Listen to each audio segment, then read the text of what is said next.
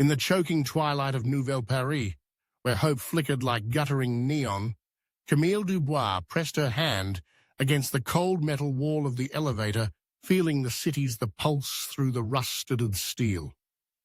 Outside, the glow of ancient advertisements still fought to pierce the layers of ash drifting across abandoned boulevards. Somewhere beneath the surface, the arcane regime's secrets rotted, poisoning every corner of the metropolis. Camille's mind raced with questions and regrets, the weight of her notepad, useless now, heavy in her jacket pocket. She glanced at Léon Marchand, the old soldier standing beside her. His face was etched with the scars of wars, both spectral and human, silver hair catching the emergency light in sharp glints. He stood immobile, every muscle tense, as if daring the elevator to lurch again.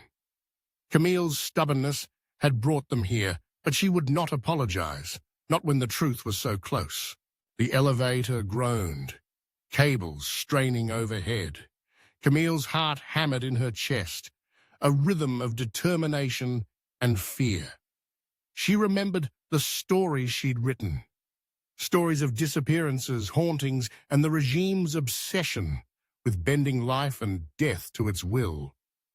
The world had labeled her a conspiracist, mocked her warnings, but she knew deep in her bones that something monstrous churned beneath the city's surface, something the regime would kill to keep hidden. Léon's eyes, cold and wary, never left the flickering panel above the door. He was a man haunted by more than the city's ghosts. Camille saw the tremor in his jaw, the way his hand hovered near the knife at his belt. He was not just her reluctant guide, but a prisoner of his own past. A past that, she now realized, was intertwined with the regime's darkest crimes. The air grew colder. From the shadows, a low moan rose, vibrating through the floor and into their bones. Camille stiffened, reaching instinctively for her notepad, as if words could shield her now. The temperature plummeted, light warped, shadows congealing into a form. A woman, translucent, her eyes burning with a mournful fire. "You seek redemption," the apparition intoned, her voice a shivering echo. Paralyzed, Camille stared. Léon stepped forward, his voice low, reverent. "What do you want?" he asked, old wounds bleeding through each syllable.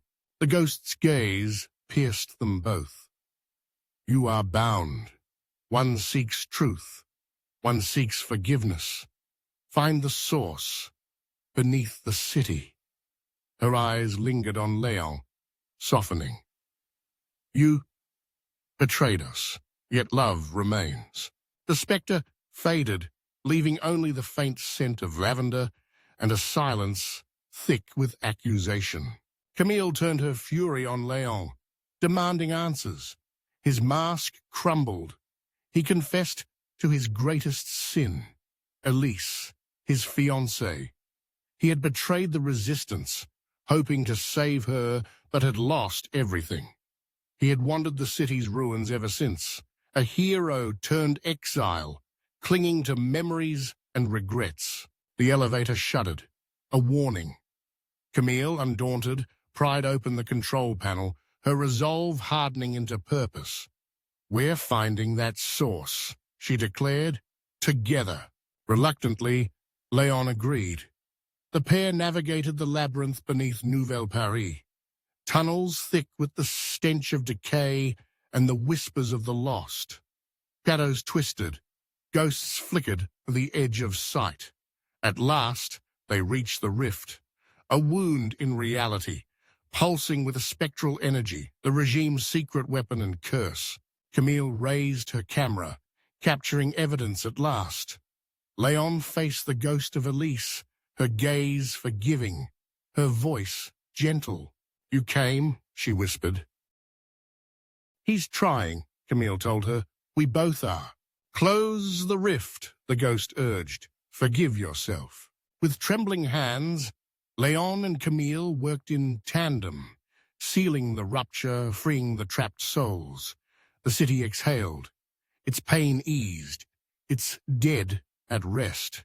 Camille's story shattered the regime's hold, her name restored, her truth vindicated. Leon, at last, allowed hope to kindle in his heart. Together, they stepped out of the shadows, no longer trapped by time, but as forging a future bright as the first dawn after a storm.